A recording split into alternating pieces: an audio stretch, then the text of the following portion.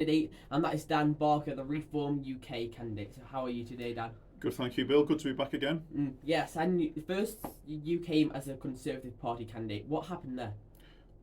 I think it's been well publicised. At the time I moved over to Reform, my campaign wasn't being supported, I wasn't being supported, and it's a move I've been thinking about for some time, so I just decided to move. And you obviously fell out of touch with the Conservative Party, but what should our listeners know about the Conservative Party within Trafford and within Greater Manchester?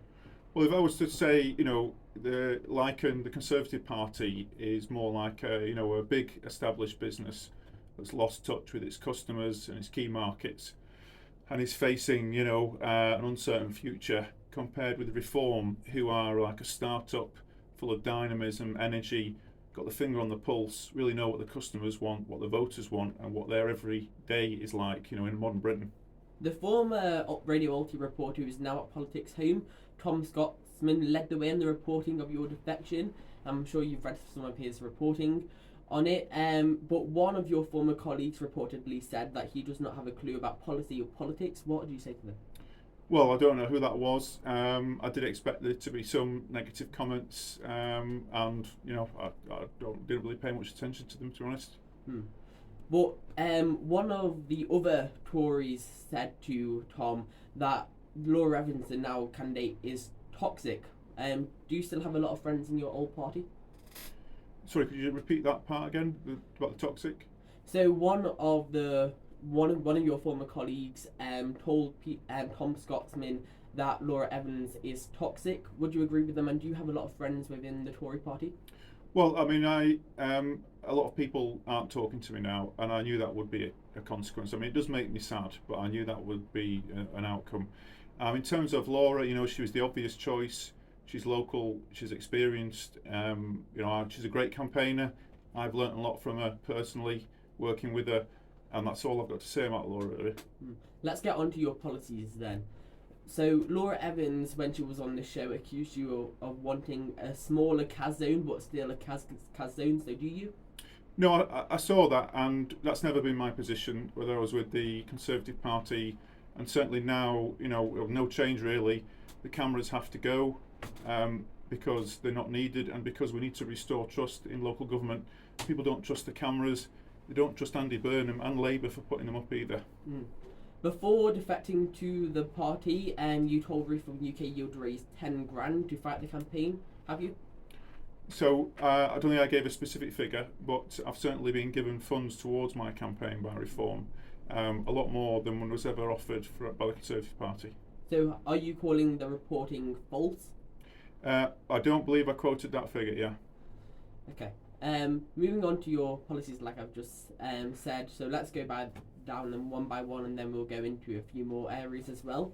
So take back our streets is your first policy. What is that? So that's about policing. So the Mayor is also the Police and Crime Commissioner. I think it's fair to say that during the 7 years of Andy Burnham being in office, police and crime has never been under control. It's got worse in lots of different ways. We've had the police into and out of special measures. We've had the grooming gangs in Rochdale. We've currently got, which I think is another, bad news story to come out about the Baird review into how women and girls are treated in custody.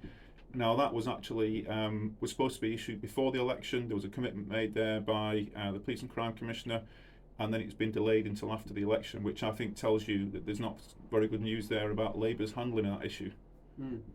And in that policy, you also talk about the stop and search measures that GMP has put into place in policing at protests. Are they referring to the pro-Palestine protests that have been going on within Greater Manchester, or protests more widely? Well, those are, the current ones. I mean, what the stop and search is, it's controversial.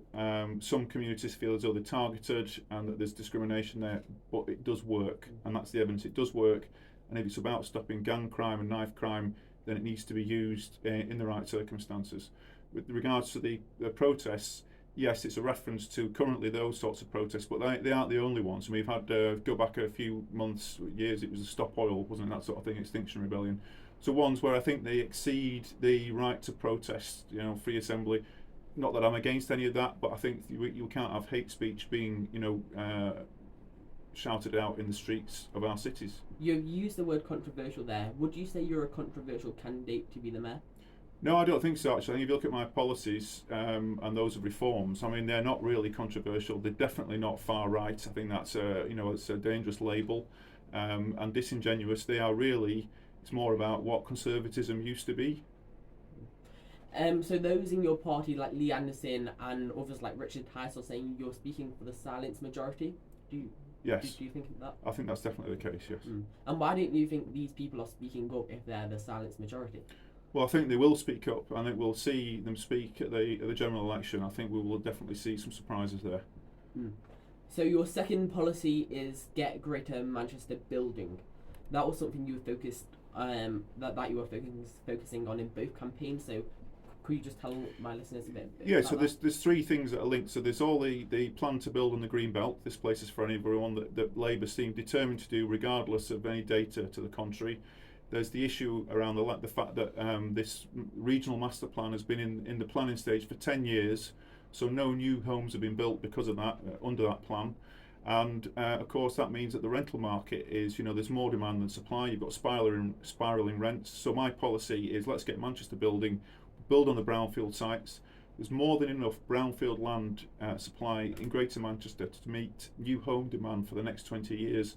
So why are we wasting our time on a stupid plan that people don't want, that's going to destroy Greenbelt, when we can get Manchester building, create new homes, affordable and social housing for those who need it, allow people to get on the housing ladder, and then of course rents will come down because you've got, the supply will start to meet demand. It's a simple market-based, system.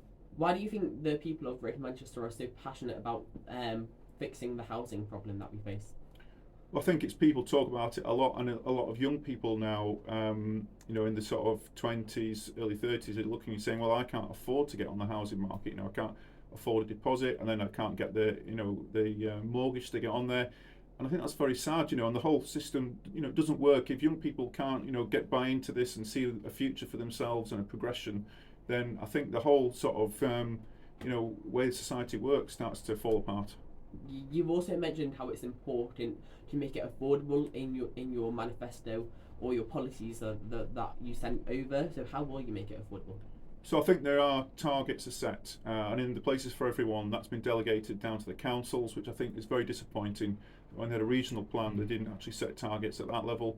What will the councils do? They're more vulnerable to lobbying by developers who clearly, want to put market housing on these sites where they can maximise profits. So I think there's a need, I am not a socialist by any description of the word, but I think you've got to look from a practical point of view.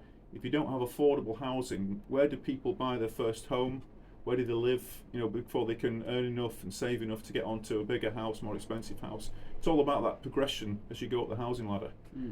And after we've moved down your policies, we'll talk a bit more about that in your campaign. But policy 3 is about better connectivity for everyone. Yes, so I think, I know a lot of candidates have been asked about the B network, and they've kind of given, different answers. I mean, I would certainly continue rolling it out. I mean, there's been so much money invested in it now. I think we've got to make it work for the sake of the people of Manchester. I'm not in the interest of wasting taxpayers' money. There's been, millions spent on buying the bus depots and everything else. What I would say is we'll focus on trying to bring in new routes where people need them, and also making sure that it's financially sustainable for the long term. What we don't want to see is a system that requires a London-style bailout every year or two, or even an increase to taxes, or the worst case, of course, is that we have to, the councils have to cut essential services to pay for the bus service. So you've just mentioned there how you want to carry on the B network. Would that be everything in the B network? Because the B network is quite broad. Yes. So would that be, for example, the Beryl B bikes, where 80% of them have gone missing or destroyed? Well, I would certainly look at that sort of thing, and decide whether that's something to be continued. Manchester hasn't got a great track record on these kind of bikes. I mean, the Chinese firm that had them last time, I think this is the only city where they pulled out, wasn't it? Because there was more bikes in the canal than there were on the street. So. Your fourth policy is all about CAS cameras and restoring trust in the local government. Do you think the current local government system, as it is, we're having many Labour councils, I don't think any Conservative councils or any really on the right, do you think that there needs to be a bit of a reform in that? Yeah, there's definitely a deficit of democratic tension in all these councils and at the Greater Manchester Combined Authority. when all these decisions are being made, there's not, the opposition voice isn't being heard. It's not very loud. It's not very strong. And what you're seeing is Labour, being whipped to vote against policies. And I've seen this myself in Trafford, where people clearly don't want to vote for it, but they've been told they have to, for things like the fire station, for example, in Sale. There's basically means what you get is bad policies, because the ideas aren't really debated or scrutinised properly. The two that I think are the big examples is the fact that the CAS went through the way it did. I think if there'd been more proper debate on that, people might have said, do we really need one that's so big? And how can we justify this with the public? And they might have actually paused and thought, well, we can't really. And the other one is places for everyone, because if you look at the data, we don't, there's no need to put Greenbelt into the plan. And I'm sure that lots of councillors must share that view, but they've not spoken up, they've voted for it. Can we just clarify your stance on CAS then? So is it 100% all 100%. out? The cameras need to go, because the people have lost trust in local government. They've lost trust in devolution, and the only way we're going to get that back is by showing that we don't intend to try and control their lives and tax them unfairly by using the cameras. You and a few other candidates are really passionate about cycle lanes and getting rid of some unneeded cycle lanes. Is that an election-winning topic? Well, I think there's been a lot of investment in cycle lanes, and I think the one that's really hit the headlines is this one in Castleton, which has been put in near Rochdale, where it's basically killed a load of small businesses, both through its construction and now it's up and running. What the locals are saying is they were never consulted, hardly anyone uses it, and there's nowhere to park. People can't go in the shops. So I think cycle lanes have got to work for everybody. So what I've said in my policy is that I'll pause any new developments that are related to mayoral funding. I would have to look at, is this going to create more congestion? Will they ever get used? What do local businesses think? What's the big picture? It can't all just be about the cyclists. You're open to talking about low traffic neighbourhoods if the locals support them. So, like, for example, 80% you've said. Why? Yes. So I think, again, there's been a lot of dissatisfaction around low traffic neighbourhoods have been brought in, roads have been blocked off, and I think people have felt as if they weren't consulted. I think if there's an overwhelming support for a low traffic neighbourhood, and I've said it's got to be 80% or above, then I think, yes, you could argue that there's a majority there. But I don't think a simple 51% would be sufficient, because it has such a big impact on people's lives, how they access their homes, and actually on the safety, walking home late at night, that sort of thing.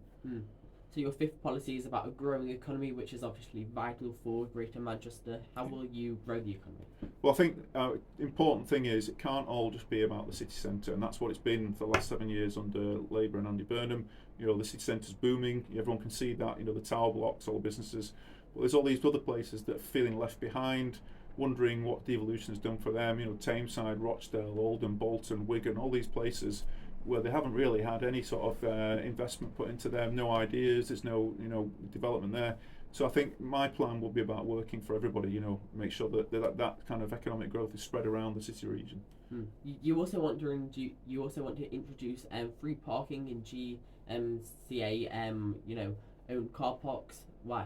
So I think, although I can see that would be controversial, and many of the councils would push back because they'd lose revenue from the parking initially, I think it would give a massive boost to retail businesses and small businesses in the town centre. It would help keep the town centres alive.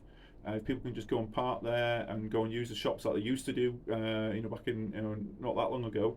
And I think that after a while you'd get the money back in the business rates. There's more businesses open there, smaller businesses. You wouldn't have all these empty shops. So I think it would soon pay for itself.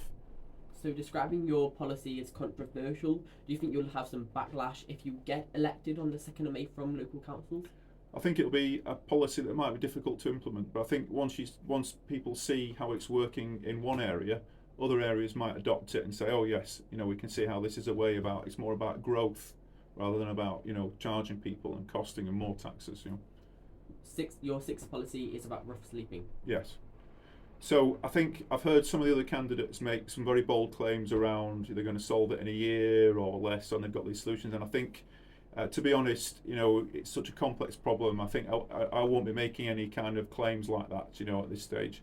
I think I would need to get into the role and make an assessment of all the different support that is now currently being provided, whether it's the private sector through taxpayers or whether it's a voluntary sector, how that all stitches together. and see if there's any way of improving that and making it better. But I wouldn't say now think it's such a simple problem to solve. As Reform UK is a new party, we can go into a bit about Reform and what they stand for. But your last policy is all about devolution and democracy. Yes, so I think there are parts of Greater Manchester, and this is linked again to the places that feel as though they've been left behind, left out, as if they're putting more money into the centre, into Greater Manchester, into places like Manchester City Centre, than they're getting back. And a lot of those places, I mean, Bolton's the kind of the obvious one, because they've got a group there called Bolton for Change, and they have said, they think they could, if there was an independence poll there, that they would have an overwhelming majority in favour of leaving Greater Manchester.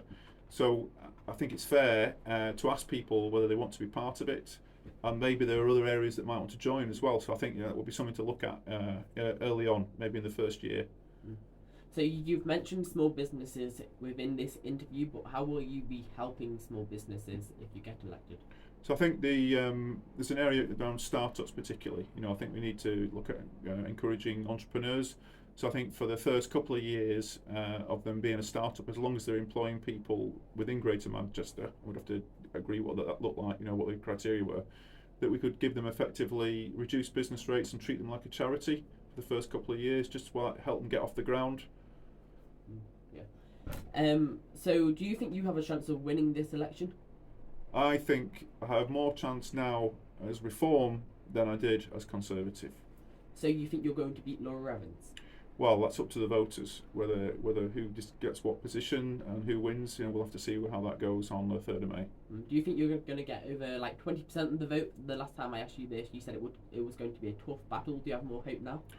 Well, I mean, it's hard to say how it will all turn out. I think things have changed for Labour as well. In terms of their vote split, and how people are going to vote, I would just be speculating at this point. You have mentioned the housing crisis in this interview, and young people are really passionate about that. So do you think you're going to win over a lot of the youth vote? Well, I think the young people's issues certainly need to be reflected in policies, and I think that's a step towards that. In terms of the difficulties they face, a lot of them are living at home still with their parents because they can't afford to move out, and that's not a great situation for anyone. So going on to a bit about Reform UK now. For the listeners who don't know, since they are quite a new party, what does Reform UK stand for? So we've got a very clear set of policies. I mean, it's called our draft contract, and it's on our website, reformparty.uk. And really, I mean, for example, we've got a clear policy on reducing immigration now and how we'd go about that, a clear policy on cutting taxes, on growth, on getting rid of net zero, and on things like clear stance on things like gender ideology. You have one member of Parliament, Lee Anderson. What do you think of him? I like Lee. I've met him before he moved. I think he's a very genuine guy. He's very popular. Because I think many would disagree about how popular Lee Anderson is. So for those saying that Lee Anderson is a controversial politician who just wants to make headlines, what would you say to them? Well, I think he actually, he's really in touch with the silent majority, and I think people who criticise him for his views, I think we'll see a change at the general election. We'll see what people really think when they vote. Yeah. Going back onto the silent majority area, why do you think, I asked you a question like this before, but why do you think these people are staying silent? Well, I think a lot of people have got sick of politics, and they look at Labour and the Conservatives, and there's not much between them in terms of policies. What's the choices about individuals, whether you like Keir Starmer or Rishi Sunak, or a lot of people haven't been voting. There's been low turnouts generally, not last time, but I think this time there's a risk there'll be a low turnout. But I think Reform offers a real choice of something different, something new, something fresh that voters want. Would Reform propose, maybe if they got into government, as you're a Reform UK politician, reforming the voting system as it is at the moment instead of having first past the post?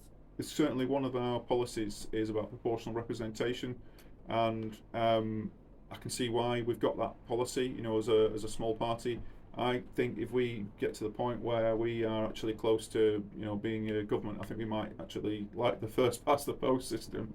It might be more appealing then, but we'll see. Yeah. Finally, you were on Politics with Sophie Ridge the other week. Yes. Was it better than being on Radio Alti? Well, I certainly didn't get as long to talk as I've had here, so no, I do appreciate this. Well, thank you for coming on, Dan.